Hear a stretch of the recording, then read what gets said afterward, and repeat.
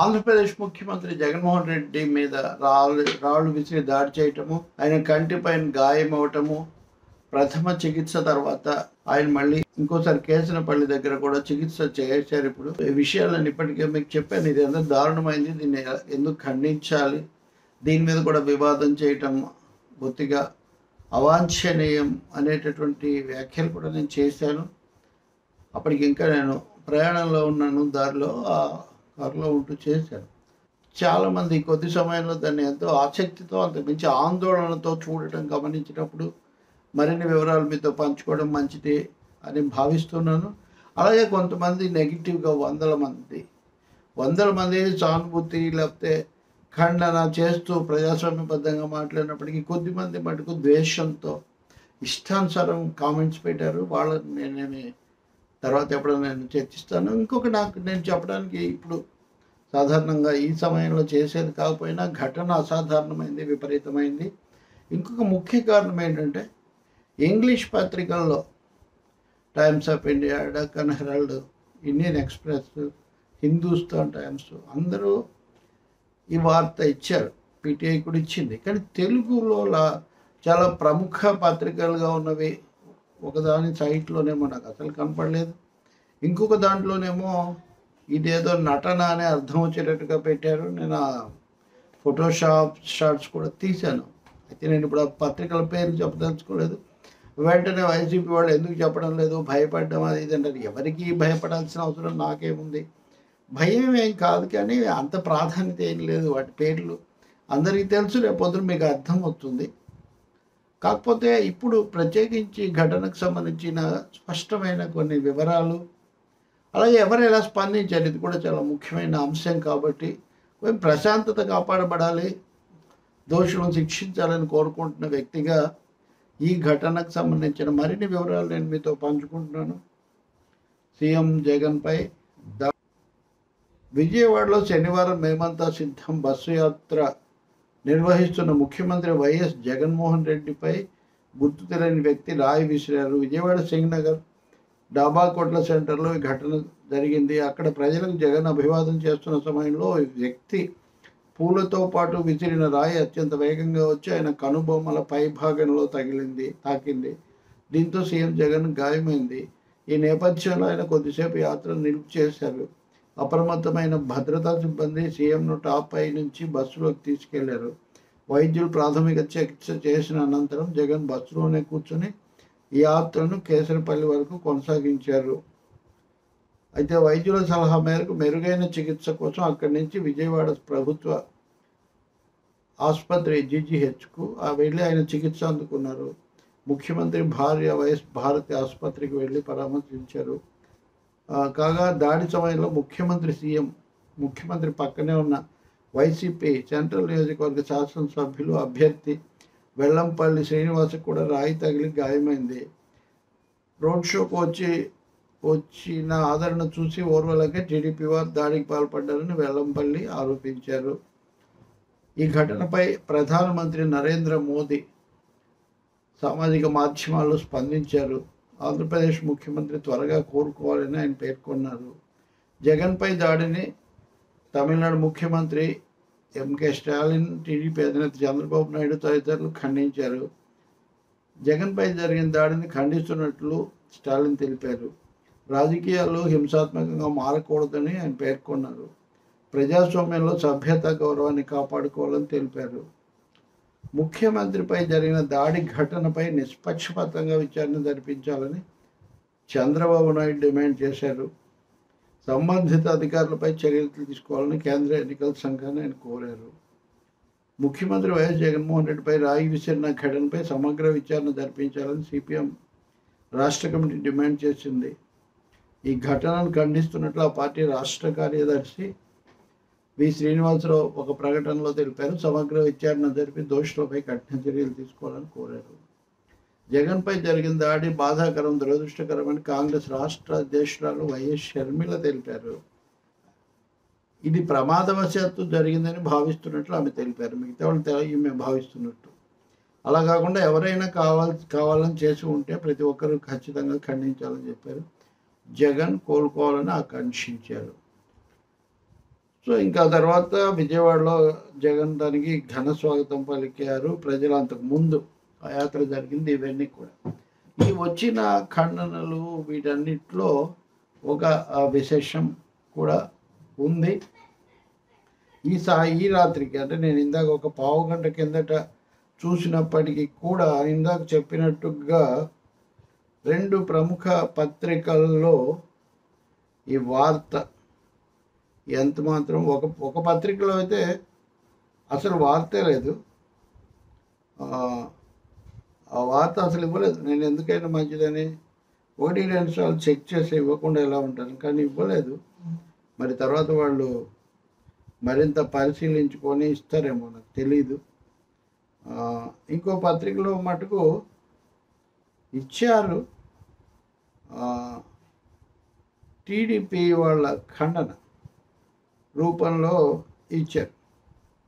అంటే ఇదే మరొక కోడికత్తి ఘటన లాంటిది, కోడికత్తి కేసు లాంటిది, ఇదంతా ఒక నాటకం అనే పద్ధతిలో టీడీపీ వాళ్ళు కామెంట్ చేశారు అని వాళ్ళు 1-2 బొమ్మలు, జగన్ మొదట బాగానే ఉన్నాడు కానీ ఆ తర్వాత ఏదో కంటికి ఇదైనట్టుగా చేస్తున్నాడు అని 2 బొమ్మలు కూడా వేసి కమల్ హాసన్ అంటే కమల్ హాసన్ లాగా ఇదంతా జరుగుతుంది, కోడికత్తి కమల్ హాసన్ అని అంటుంటారు వాళ్ళు. ఆ పద్ధతిలో దానికి పెట్టారు. సరే, సహజంగా సాక్షిలో ఇది ఆ పార్టీ నాయకులు వాళ్ళందరూ కూడా ఇదేదో టీడీపీ వాళ్ళు కక్షగట్టి చేశారని చెప్తున్నారు. అలా కొన్ని సైట్స్లో రాసిన ప్రకారం ఈ రాయి వచ్చి పడిన దగ్గర ఒక తెలుగుదేశం పార్టీ నాయకుడు కార్యాలయం ఉంది, ఆయన అనుమానిస్తున్నారని వాళ్ళు రాశారు.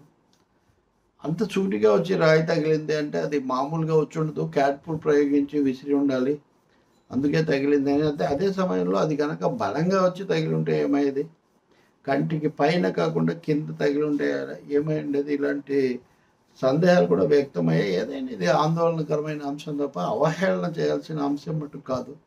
జగన్ కావచ్చు, చంద్రబాబు కావచ్చు, లేకపోతే మొన్న పవన్ కళ్యాణ్ తన మీద బ్లేడ్లతో దాడి జరుగుతుంది అని చెప్పినప్పుడు అప్పుడు కూడా తగిన భద్రత కల్పించమనే కదా మనం మాట్లాడుకున్నాం. కాబట్టి ఈ సమస్యను తీవ్రంగా తీసుకోవాలి తప్ప నాకు కొంతమంది కామెంట్స్ పెట్టినట్టు ట్రోలర్స్, వెకిలి కామెంట్స్, ఇంకేవేవో పెట్టడం చాలా అర్ధరహితమైన విషయం. ఏ నాయకుడైనా సరే, అసలు ఆ మామూలు వ్యక్తులైనా సరే ఇలాంటి ఘటనలు, దాడులు, దౌర్జన్యాలు, హింసలు అవి మంచిది కాదు. ఇప్పుడు అది జరగలేదా, ఇది జరగలేదా కొంతమంది ఏదో చెప్తుంటారు. ఇప్పుడు ఏం చేయాలి, ఖండించాలి. గతంలో జరిగిన వాటి మీద ఏదైనా ఉంటే చేసేది చేయొచ్చు. గతంలో ఏదో జరిగింది కాబట్టి ఇప్పుడు ఇది జరగాలని చెప్పటం కానీ. ఇంకోటి, కరెంట్ పోయింది. కరెంట్ తరచూ పోతుంది, ఎందుకు పోతుందో విజయవాడలో మాత్రమే పోతుంది, పరిశీలించాలని కూడా వైసీపీ నాయకులు ఎవరో అడిగారు. మరి వాళ్ళే అధికారంలో ఉన్నారు కదా, ఇలా ఎందుకు జరుగుతుందో మనం చూడాలి. పోలీస్ అధికారులు ఈ ఘటనను చాలా తీవ్రంగా ఖండించారు. ఖండించడం అంటే తీవ్రంగా తీసుకున్నారు వాళ్ళు అని కూడా చెప్తున్నారు. ఈ ఘటన జరిగిన వెంటనే నేను ఇంతకుముందు వీడియో చేసినప్పుడు ఉన్న రియాక్షన్స్ అవి చూస్తే కనుక ఒక విధంగా ఉండేవి, కానీ ఇప్పుడు ప్రధాని మోదీతో సహా ఖండించారు. కాబట్టి కేటీఆర్ కూడా అన్నారు, జగన్ అన్న జాగ్రత్తగా ఉండరు, ఇట్లాంటివి చాలా వస్తుంటాయి. ఈ ఖండనాల తర్వాత కొంచెం ఎన్డీఏకు సంబంధించిన పార్టీలు కొంచెం టోన్ మారినట్టుగా మనకు కనిపిస్తుంది. అది మంచిదే. రెండో వైపున వైసీపీ వాళ్ళేమో అన్ని పార్టీలను కలిపి తిట్టడం కూడా బాగాలేదు. ఎందుకంటే చాలామంది ఖండిస్తున్నారు దీన్ని. అందరినీ శత్రువులను చేసుకోవడం ఎవరికి మంచిది కాదు ప్రజాస్వామ్యంలో. అలాగే అందరూ ఇప్పుడు ఇది కావాలని చేసిందంటే కత్తితోనో లేకపోతే ఇంకోటి ఏదైనా కావాలనో చేయించుకున్నారంటే అదొక ఆరోపణ. కానీ రాయి విసరడం, కింద నుంచి రాళ్ళు విసిరి ఆ రాయి ఎక్కడ తగులుతుందో ఎవరు చెప్పగలడు, ఏ రాయి ఎంత విసురుతారో. కాబట్టి కనీసం మెదడు ఉన్న వాళ్ళు ఎవరు తాముగా రాళ్ళతో కొట్టించుకోరు, అది కూడా అంతమంది ఉన్న బస్సులోకి. కాబట్టి ఆరోపణ చేయొచ్చు, అనుమానించవచ్చు, కానీ మరి అది కొంచెమన్నా అర్థంగా కలిగి ఉండాలి. అర్ధరహితంగా ఉంటే అది నవ్వుల పాలవుతుంది, దానివల్ల వచ్చే ఉపయోగం లేదు. అలాగే మీడియా కూడా ముఖ్యమంత్రి మీద దాడి జరిగింది, రక్తం కారింది, ఆసుపత్రి, వైద్యులు, అది ఇది అంటే దాని గురించి కనీసమైన వార్త ఇవ్వకుండా ఇంత న్యూస్ నెట్వర్కింగ్ ఇవన్నీ ఉన్న సంస్థలు ఈవేళ ఇంగ్లీష్ పత్రికలు కూడా ఇచ్చినప్పటికీ ఇంకా ఇవ్వడం లేదంటే దాన్ని ఎలా రాయాలో చాలా కసరత్తు చేయాలన్నమాట. వాళ్ళు చేయొచ్చు, ఎవరిష్టం వాళ్ళది, ఇవ్వకుండా కూడా ఉండొచ్చు. పాఠకులు కూడా వాళ్ళకి తోచింది వాళ్ళు అనుకుంటారు. కానీ సిచ్యువేషన్ మటుకు ఇది నేను చెప్తుంది ఆధారం లేకుండా అయితే చెప్పట్లేదు. నా దగ్గర వాటి తాలూకు ఫోటోలు, టైమింగ్స్, ఆ సమయంలో ఏముంది అవన్నీ కూడా నమోదై ఉన్నాయి. కానీ మీడియా మీద గౌరవంతోనూ, రెండవది వాళ్ళు రాయకపోవడానికి మరీ శృతి మించిన ప్రాధాన్యత ఇవ్వనవసరం లేదనే ఉద్దేశంతో నేను మీ పేర్లు చెప్పట్లేదు. కానీ పరిస్థితి బాగాలేదు. వ్యతిరేకించండి, పోరాడండి, ఓడించండి, గెలిపించండి, అభిమానించండి, వ్యతిరేకించండి, అంతా ఎవరిష్టం వాడది. కానీ కొన్ని కనీసమైన ప్రజా జీవిత అలాగే మీడియా వృత్తి ప్రమాణాలు పాటించాల్సిన బాధ్యత మటుకు అందరి మీద ఉంది. అలాగే ఎవరు ఆ పార్టీ కాదు, ఆ నాయకుడు, ఆ ముఖ్యమంత్రి లెక్కలు కాదు, ఈ నాయకుడు కాదు, ఇట్లా భావించటం కూడా ఎవరికి మేలు చేయదు. రేపు ఈరోజు ఇది, రేపు ఇంకొకటి కూడా కావచ్చు. ప్రమాదవశాత్తు జరిగిందని షర్మిల భావించటం మటుకు ప్రమాదవశాత్తు రాళ్ళు వచ్చి తగలవు, పైనుంచి పడతాయి, అప్పుడు ప్రమాదం అనుకోవచ్చు. కానీ ఇది ప్రమాదవశాత్తులా వెళ్ళి తప్పకుండా ఈ రాళ్ళు విసిరారు. ఎవరు ఎందుకు విసిరారు దర్యాప్తు చేసి నిజాలు నిగ్గు తేల్చాల్సిన అవసరం ఉంటుంది. ఇంకోటి దీని ఆధారంగా చేసుకొని ఉద్రిక్తత పెంచడానికి, భద్రత పెంచాలి కానీ ఉద్రిక్తత అయితే పెంచుకోకూడదు. నేను ఇంతకుముందు కూడా చెప్పాను, విజయవాడలో గతంలో జరిగిన ఘటనలు, స్పందనలు చాలా చెరిగిపోని గాయాలుగా అలా మిగిలినాయి. అలాంటివి మళ్ళీ పునరావృతం కాకూడదు. ఇంక ఇది అంతకు మించి ఈ సమయంలో దీన్ని ఇంకా రేపు వివరాలు కూడా వస్తాయి కాబట్టి మనం దాని తర్వాత తెలుసుకున్నాం. ఖండించటం ఖాయం, ఖండించాలన్న దాంట్లో రెండో అభిప్రాయం లేదు. ఇలాంటివి మంచిది కాదంటలో రెండో అభిప్రాయం లేదు. మళ్ళీ జరగనివ్వకూడదు, దోషులను శిక్షించాలి, దీన్ని అపహాస్యం చేయడం కూడా సరికాదు. ఈ అంశాలు మటుకు నేను చెప్పదలుచుకున్నాను.